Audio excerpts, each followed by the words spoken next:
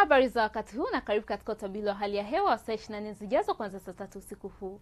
Kwa usiku wa leo ni matarajio yetu katika maeneo yote hapa nchini yanatarajiwa kuwa makavu. Hali ya ubaridi bado inaonekana kuendelea katika maeneo mengi hapa nchini, huku kiwango cha chini zaidi cha joto kinatarajiwa kufikia nyuzi joto 8 katika mkoa wa Njombe, ikifuatwa na nyuzi joto 9 katika mkoa wa Mbeya. Na kwa hapo kesho, mifumo ya upepo inaonyesha upepo unatarajiwa kuvuma kwa kasi ya kilomita 20 kwa saa kwa ziwa Victoria, ziwa Rukwa pamoja na ziwa Nyasa, na kwa kasi ya kilomita 30 kwa saa kwa ziwa Tanganyika. Hali ya ziwa inatarajiwa kuwa na mawimbi madogo hadi mawimbi makubwa kiasi.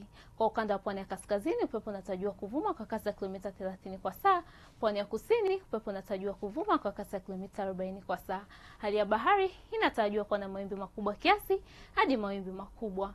Na mamlaka ya hewa Tanzania inatoa angalizo la matarajio ya vipindi vifupi vya upepo mkali unaofikia kilomita 40 kwa saa katika baadhi ya maeneo ya ukanda wa pwani ya kusini. Watumiaji wa bahari na wakazi mnaokaa pembezoni mwa bahari ni vyema kuchukua hatua stahiki.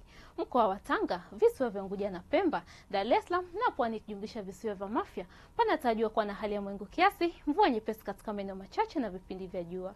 Mkoa wa Mara panatarajiwa kuwa na hali ya mawingu kiasi, ngurumo za radi katika maeneo machache na vipindi vya jua. Na maeneo mengine hapa nchini yaliyosalia yanatarajiwa kuwa na hali ya mawingu kiasi pamoja na vipindi virefu vya jua.